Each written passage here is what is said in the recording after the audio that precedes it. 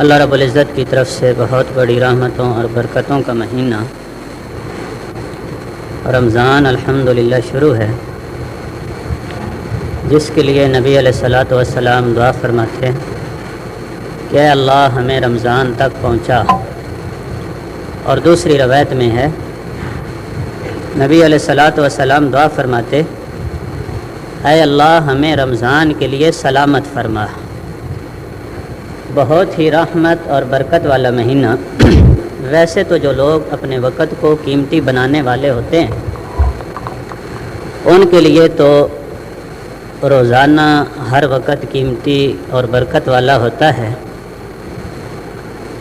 لیکن رمضان المبارک پوری امت کے لیے اللہ نے برکت والا بنایا ہے، سوائے اس بد نصیب کے کہ جو رمضان کا پورا احترام نہ کرے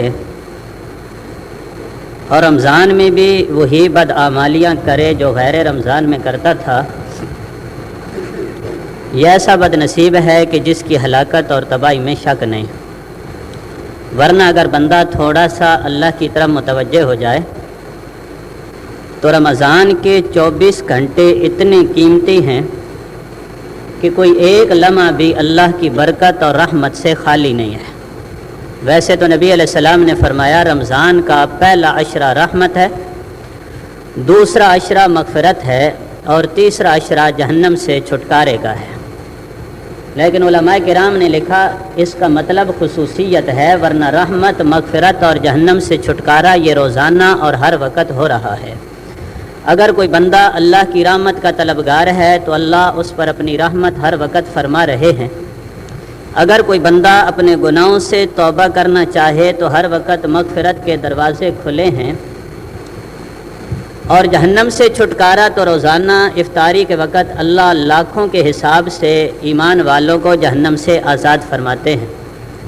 لیکن یہ خصوصیت ہے کہ پہلے عشرے میں خصوصیت کے ساتھ اللہ رب العزت کی خاص رحمت متوجہ ہوتی ہے، اور دوسرے عشرے میں اللہ کی خاص مغفرت متوجہ ہوتی ہے، اور تیسرے عشرے میں اللہ خصوصیت کے ساتھ جہنم سے چھٹکارا عطا فرماتے ہیں۔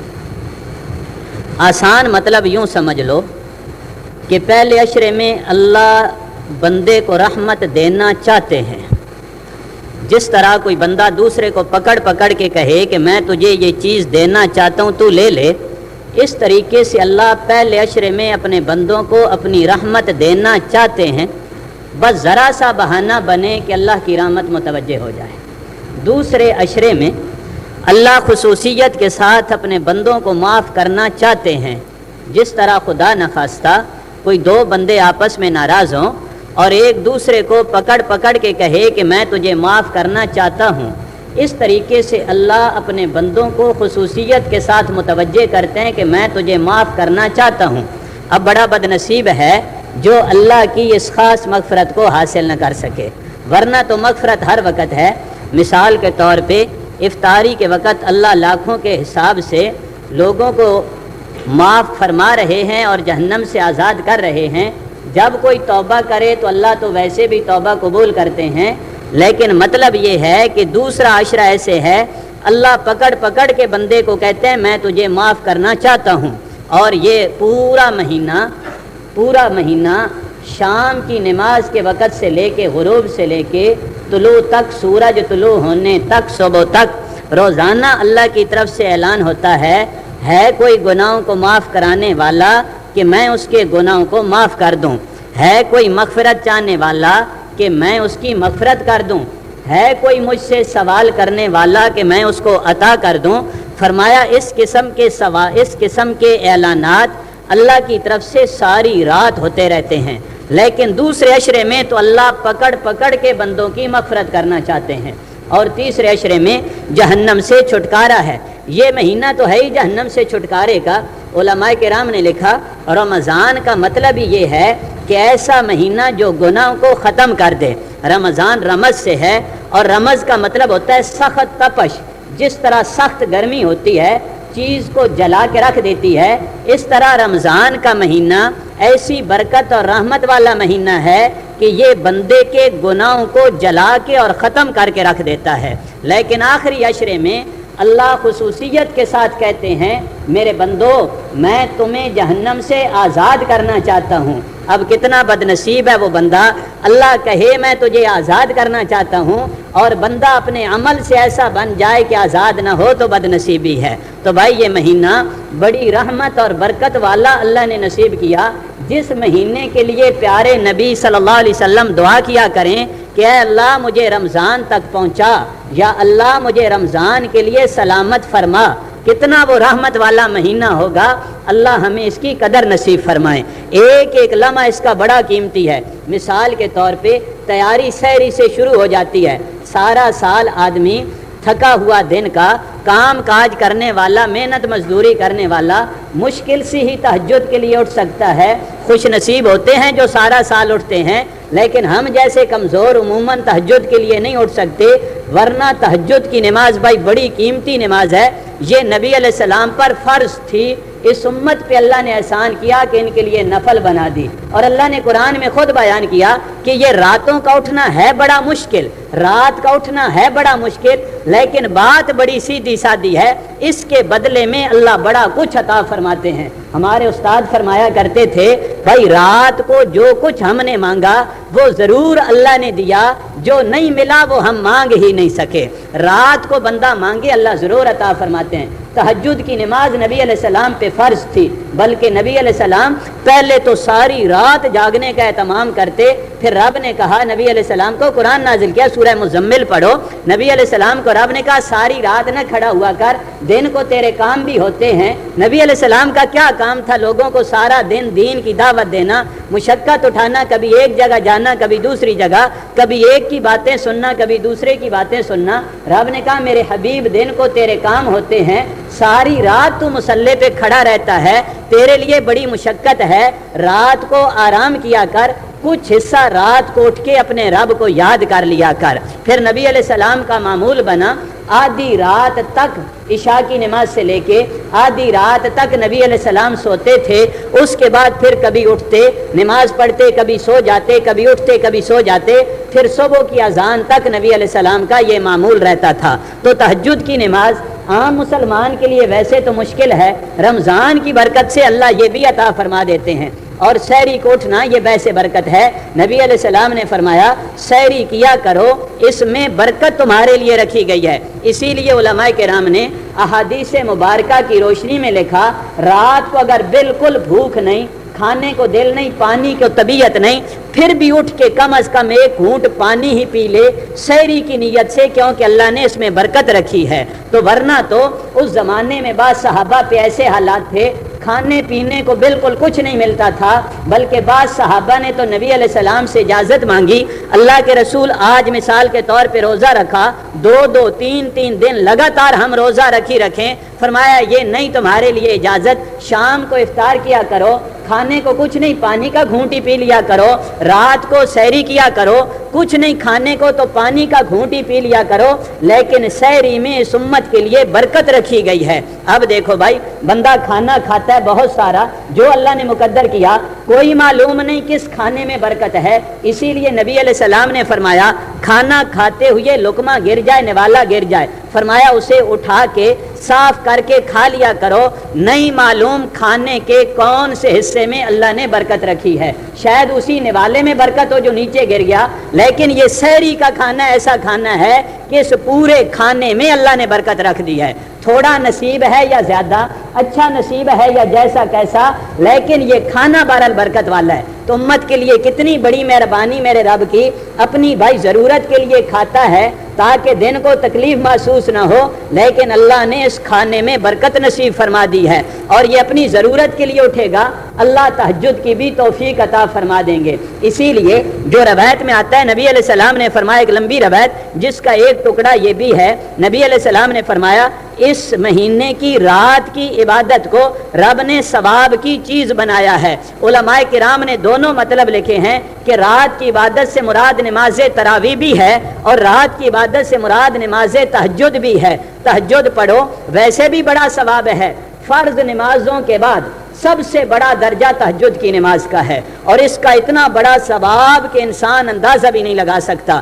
اسی لیے علماء کرام نے لکھا کوئی بندہ ولایت کے درجے پر تہجد کے بغیر نہیں پہنچ سکتا۔ کوئی بندہ کہے میں ولی بننا چاہتا ہوں اور تہجد نہ پڑھے، رات کو اٹھ کے اللہ کے سامنے مصلی پہ نہ کھڑا ہوا کرے، فرمایا ایسا نہیں ہو سکتا۔ ولایت کے لیے تہجد بنیاد ہے، تہجد بنیاد ہے، اور جتنے بڑے بڑے مرتبے اللہ نے لوگوں کو عطا کیے ہیں ان کی بنیاد اگر ڈھونڈو گے تو تہجد کی نماز ملے گی۔ تو اس برکت سے اللہ تہجد کی بھی توفیق عطا فرما دیتے ہیں۔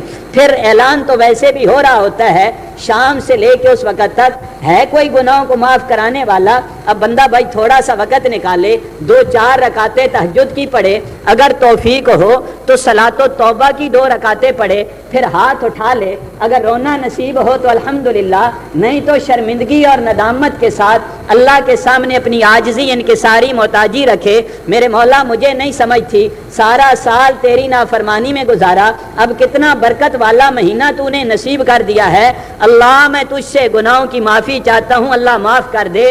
ادھر سے اللہ کہے گا ہے کوئی گناہوں کو معاف کرانے والا، ادھر سے بندہ کہے اللہ میرے گناہ معاف کر دے، اللہ کتنا خوش ہوگا کہ میں نے اعلان کیا کون معاف کراتا ہے، یہ میرا بندہ بول پڑا اللہ میں معاف کراتا ہوں۔ یقین کرو اس بندے کی گناہوں کی مغفرت میں کوئی شک باقی نہیں رہتا۔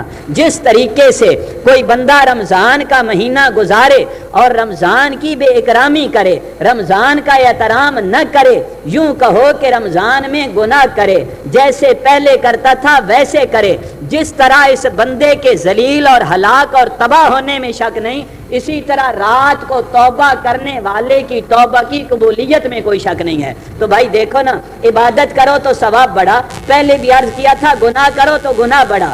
اسی لیے علماء نے تمام معتبر کتابوں میں لکھا ہے ایک بندہ سرے عام رمضان کی بے احترامی کرتا ہے، مثلا سرے عام کھانا کھاتا ہے، دکان پہ بیٹھ کے بوتل پیتا ہے، کہتا ہے رب سے چوری نہیں تو لوگوں سے کیا چوری ہے، ایسے دلیر بنتا ہے تو اسلامی حکومت کے سربراہ کا، اسلامی حکمران کا، امیر المومنین کا فرض بنتا ہے کہ ایسے بندے کو قتل کرا دے۔ رمضان کا اتنا بڑا احترام ہے کہ اس کی بے اکرامی کرنے والا زندہ رہنے کا بھی حقدار نہیں ہے دنیا میں۔ ہم بڑے ہوشیار بنتے ہیں، کیا کہتے ہیں وہ چھوڑو جی اللہ سے چوری نہیں تو بندوں سے کیا چوری ہے، خیر ہے کھا پی لو، نہیں بے غیرت تو ویسے بنا ہے، رب سے مقابلہ نہ کر، مقابلہ نہ کر۔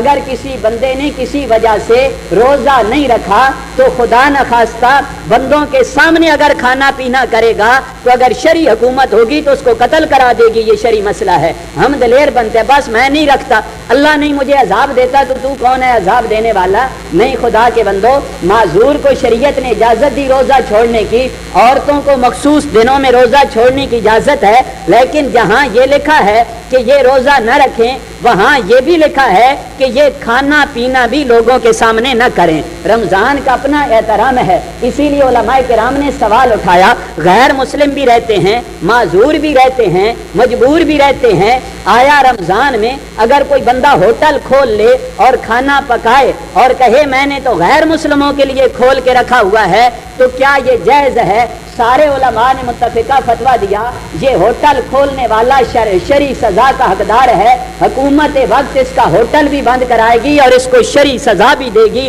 غیر مسلم کھاتا ہے تو اپنے گھر سے کھائے نا، ہمارے رمضان کا احترام کرنا ضروری ہے بھائی۔ تو یہ بڑے احترام والا مہینہ رب نے عطا کیا، بے اکرامی نہ ہو جائے، اس لیے روزہ رکھ کے بھائی شام کو اللہ سے روزانہ معافی مانگا کرو۔ اللہ بڑا احترام تھا، پتہ نہیں میں اس کا حق ادا کر سکا نہ کر سکا، میرے مولا تو اپنے فضل سے معاف کر دے۔ ہر نماز کے بعد دعا کیا کرو اللہ رمضان کے احترام کی توفیق نصیب فرما۔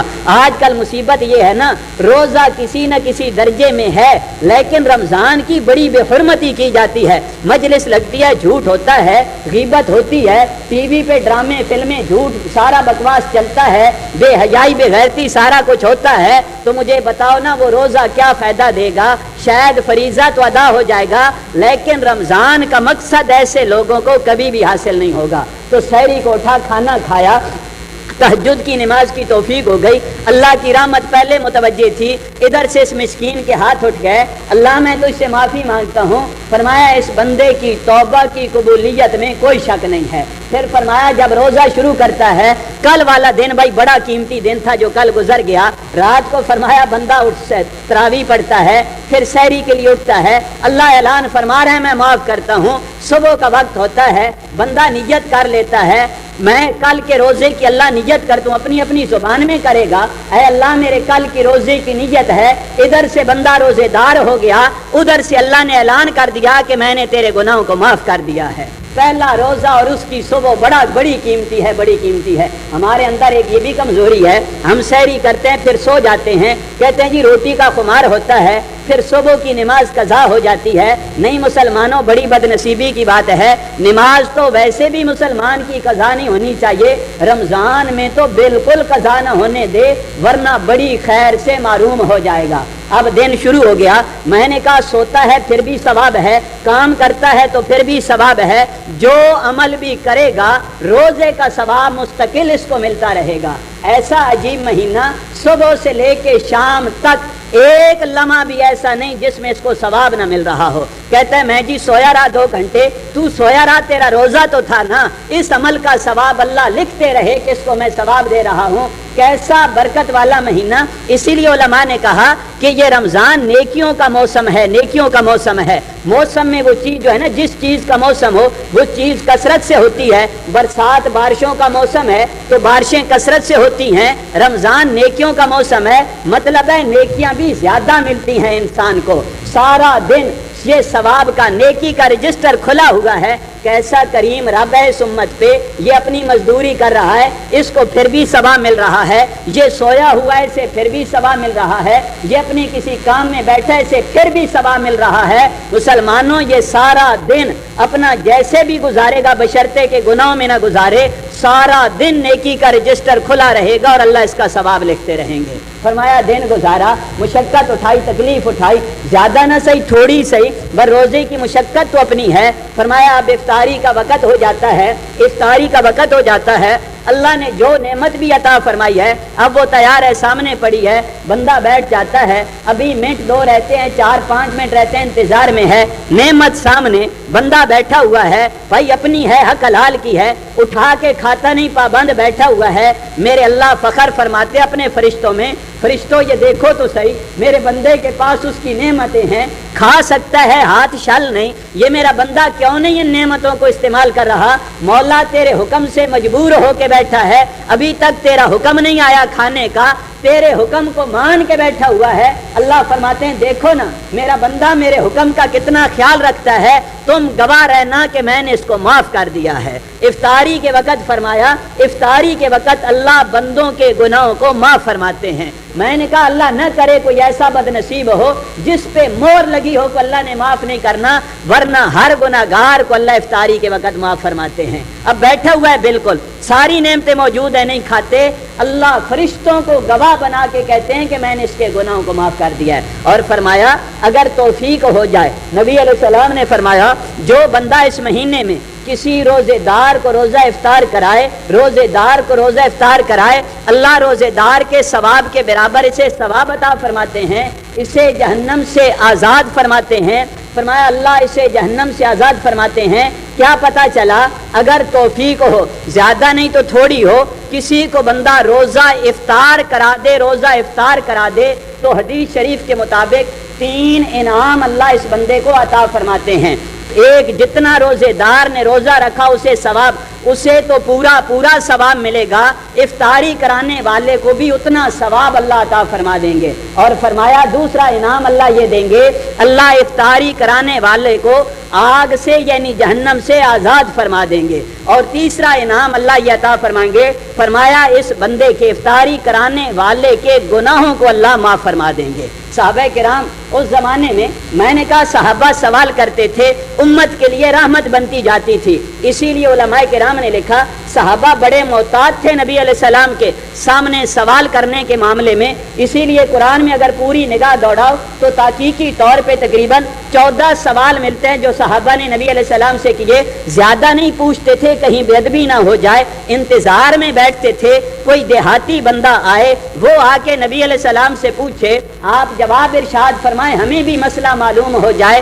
دیہاتی آتے تھے نا دور دراز سے, ایک تو انہیں ضرورت ہوتی تھی, دوسرا آداب زیادہ جانتے نہیں تھے, کھل کے سوال پوچھ لیتے تھے, صحابہ کرام کو معلوم ہو جاتا تھا. بہرحال ان کے سوال امت کے لیے رحمت بنتی گئی. فرمایا اللہ کے رسول, ہم میں سے ہر بندہ اتنی طاقت نہیں رکھتا کہ کسی کو افطاری کے وقت پیٹ بھر کے کھانا کھلائے. فرمایا یہ ضروری ہے کہ کسی کو پیٹ بھر کے کھانا کھلاؤ, اگر اتنی توفیق نہیں کسی کو ایک کھجور دے دے افطاری کے لیے, یہ بھی نہیں دے سکتا. فرمایا پانی یا لسی کا ایک گھونٹ پلا دے, اللہ اس پر بھی یہ درجہ عطا فرما دیتے ہیں. میں نے کہا دنیا میں کوئی بھی محتاج نہ رہے, اللہ کرے مسلمان تو کوئی بھی غریب نہ رہے, لیکن پھر بھی بندہ محبت کے ساتھ پانی, سادے پانی کا گلاس بھر کے دے دے, یار اس پانی کے گھونٹ سے افطاری کر لینا تاکہ مجھے بھی ثواب مل جائے, اس پر بھی اللہ یہ 3 انعام عطا فرما دیں گے. کتنی بھائی برکت کا معاملہ ہے. روزہ رکھا, کھانا کھانا ہے, ضرورت پوری ہو رہی ہے, اس پر بھی اللہ ثواب عطا فرما رہے ہیں.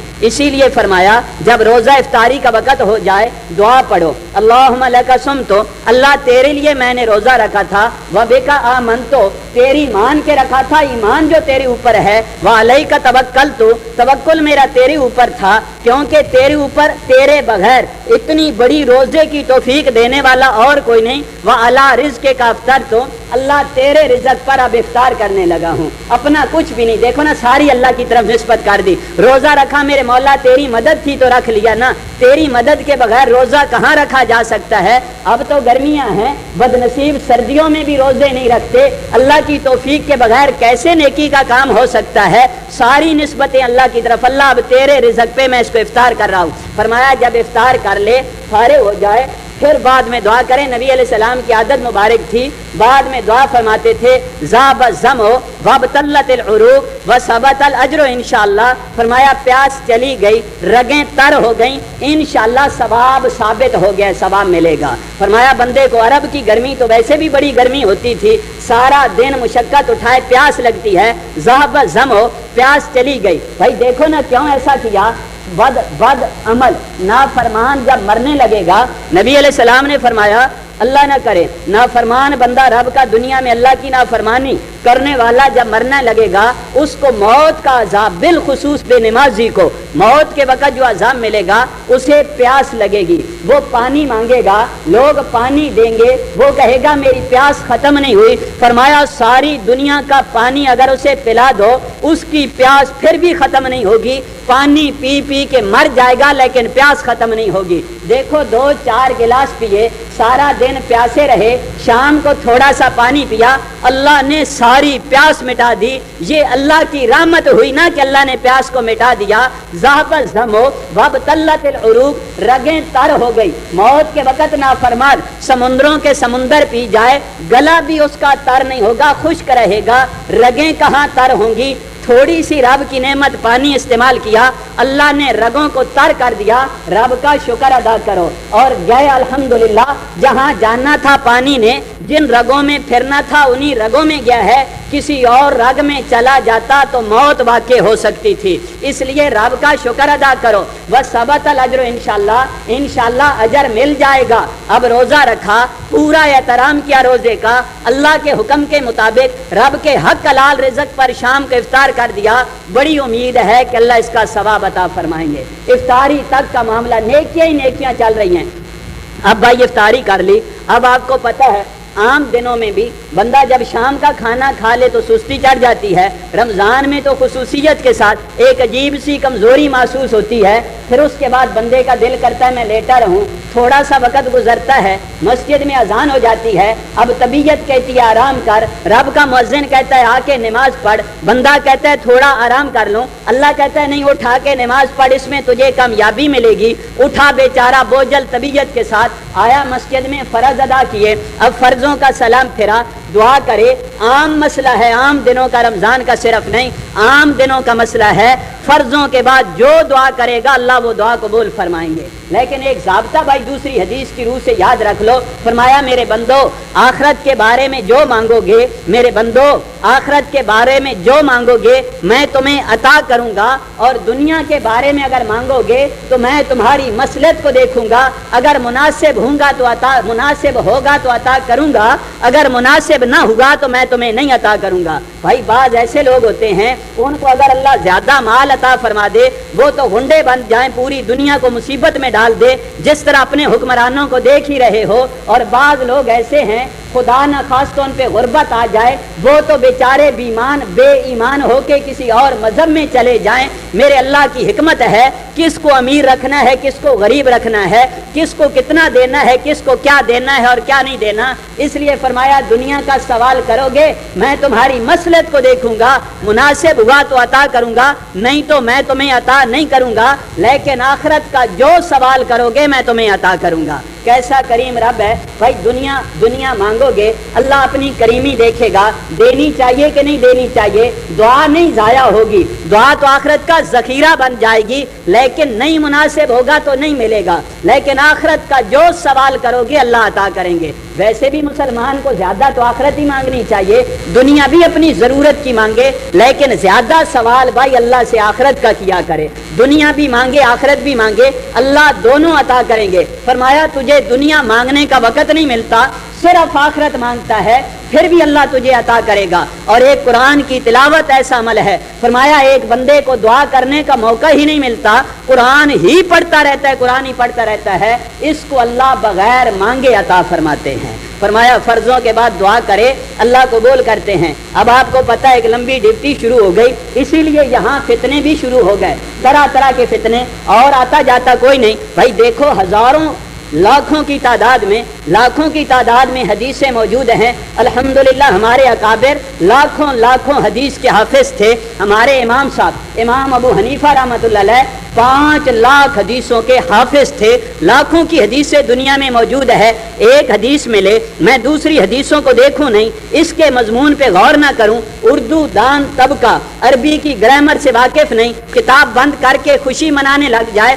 بھائی مجھے حدیث مل گئی ہے تراویاں 20 نہیں پڑھنی، تراوی 8 پڑھنی ہے. نیا فتنہ اس دور کا ہے، 20 میں مشقت ہے، 8 میں سہولت ہے.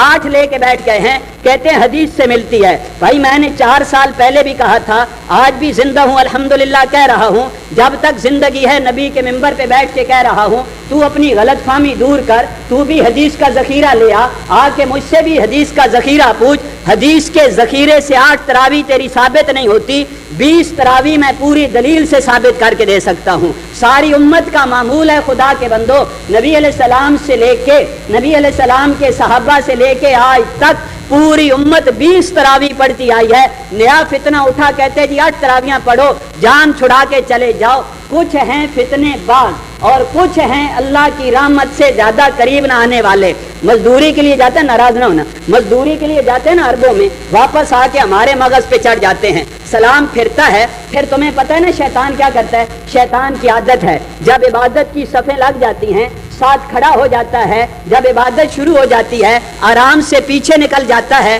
پھر ایک دیکھتا ہے، آپ کو اپنی عادت تو پتہ ہی ہے نا ہماری عوام کی، ایک پیچھے گیا دوسرا اس کے پیچھے جاتا ہے، تیسرا اس کے پیچھے جاتا ہے، کرتے کرتے 2-4 کو اور بھی خراب کر دیتا ہے. ہمارے ہاں بھی یوں ہے، مزدوری کر کے آیا عربوں سے، ہمارے لیے مفتی بن کے بیٹھ گیا. یہاں کہتا ہے میں نے عربوں میں دیکھا ہے نا وہاں 8 تراویاں پڑھتے تھے. پھر شیطان والا عمل شروع کیا، ایک نکلا دوسرا نکلا تیسرا نکلا، خود بھی معروم ہوا، 2-4 اور کو بھی ثواب سے معروم کر دیا. خدا کے بندو دلیل میرے ذمہ داری میری، شریعت میں 20 تراوی ثابت ہیں. 20 تراوی جو کسی امام کی تقلید کر کے 8 پڑھ رہے ہیں ہم ان پہ کسی قسم کی نکیر نہیں کرتے، اور جو اپنی خواہش کو اپنا خدا بنائے ہوئے ہیں اور 8 تراوی پڑھ رہے ہیں انہیں 1 تراوی کا بھی ثواب نہیں ملتا. نفلوں کا شاید مل جائے مجھے معلوم نہیں، تراوی 20 ہیں. بہرحال جی عشاء کی نماز پڑھی، اب لمبی ڈیوٹی شروع ہو گئی، نماز تراوی ادا کرنی ہے.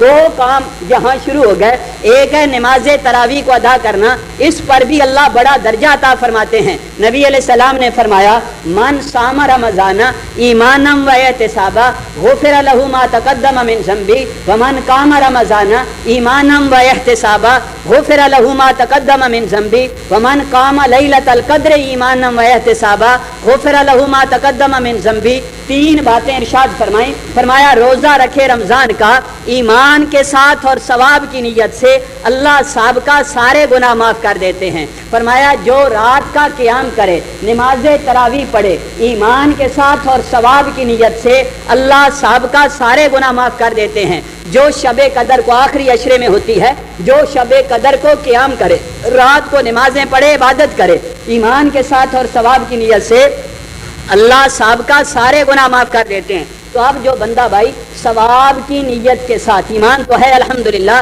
वही मस्जिद में लाया है, अब सवाब की नीयत के साथ अगर नमाज तरावी पढ़े तो अल्लाह साहब का सारे गुनाहों को माफ़ कर देते हैं। थोड़ा सा गौर कर लेना, नाराज ना होना। एक तो नमाज तरावी और दूसरा कुरान सुनने का सवाब। भाई तरावी पढ़ना मुस्तकिल सुन्नत है और इसमें कुरान पढ़ना मुस्तकिल सुन्नत है, लेकिन कुरान सुनने का जो तरीका हमने ईजाद किया हुआ है, सलाम फिरता है, बैठ जाते हैं। इमाम ने तो अल्लाह अकबर कर दी, पहली साफ में भी माशाल्लाह संजीदा लोग होते हैं, नमाज शुरू हो गई, कोनों कोनों वाले बैठे रहते हैं। अब जब रुकू पे गया, फौरन उठ के अल्लाह अकबर करके रुकू में चला गया, सब के साथ सलाम फेरा, फिर आपस में बैठ के हंसा, किसी ने भी नहीं देखा। और खुदा के बंदे, तूने किसी के लिए पढ़ी है या रब के लिए पढ़ी है? अगर तूने तरावी पढ़नी अपने अल्लाह के लिए, तो अगर हिम्मत है तो पूरा सुन कुरान, नहीं हिम्मत तो कुरान की बेकरामी क्यों करता है? किसी सूरतों वाले के पीछे पढ़ लेना, कम अज कम कुरान की बेकरामी का गुनाह तो नहीं मिलेगा ना, तरावी का सवाब मिल जाएगा।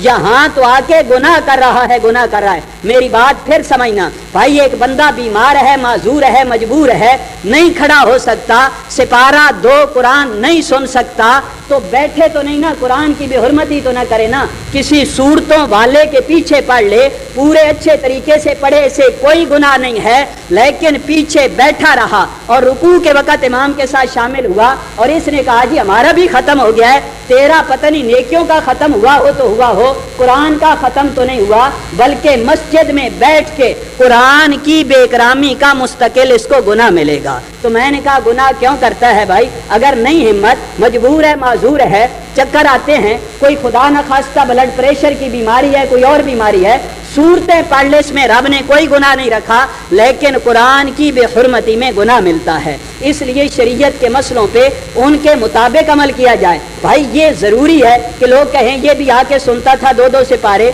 और एक पूरा पाव पढ़ लिया पहली रकात में, खुदा के बंदे ने बैठ के गुजार दी, तो ये कहाँ गया हदीस की वो कैद ईमानम व एहतिसाबा? फरमाया सवाब की नीयत से पढ़ेगा तो अगले गुनाह माफ होंगे।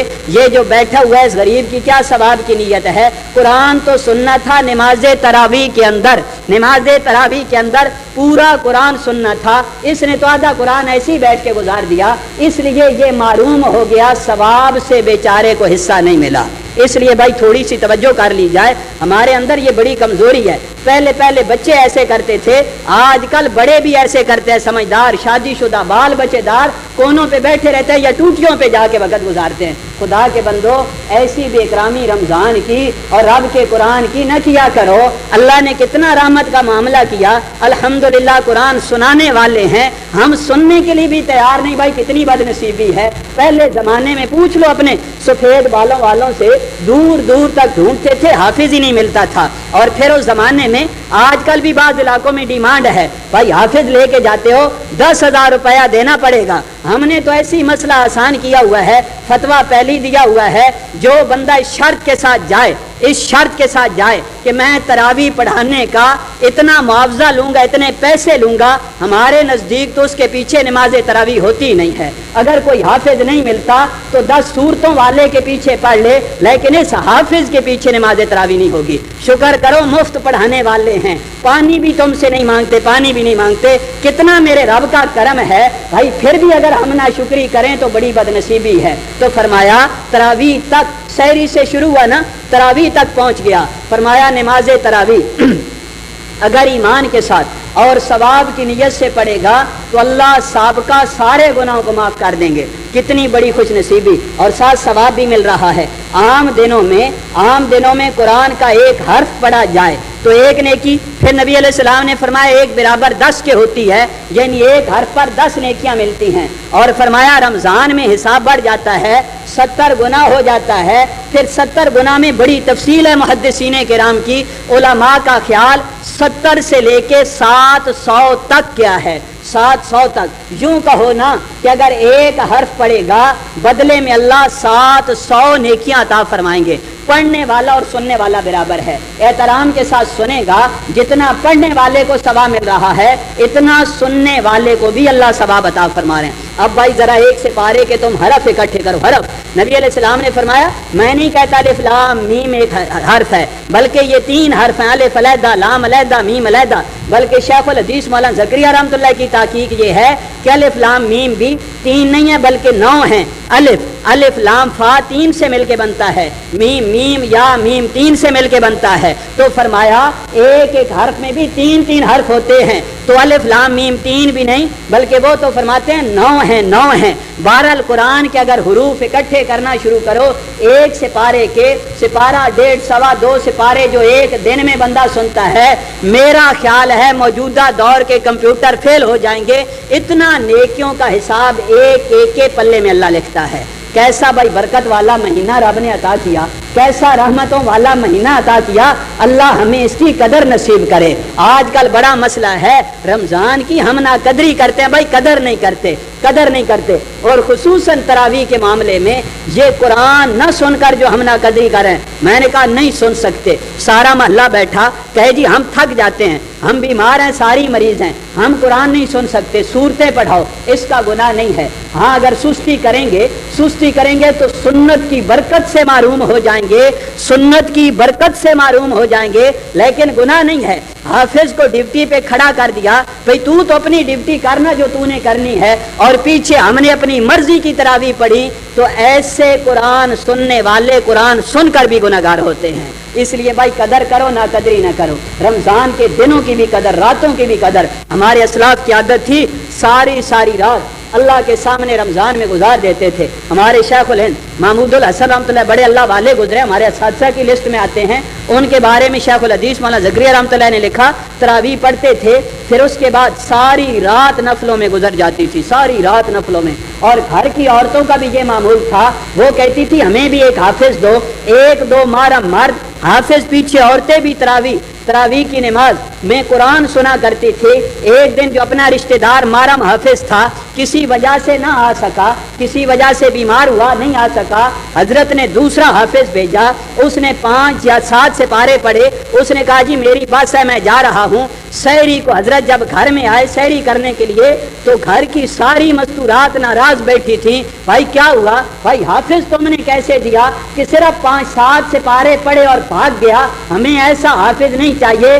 عشاء سے لے کر سحری تک جو تراویح پڑھائے ہمیں وہ حافظ چاہیے. ساری رات اللہ کا قرآن سننے والے تھے.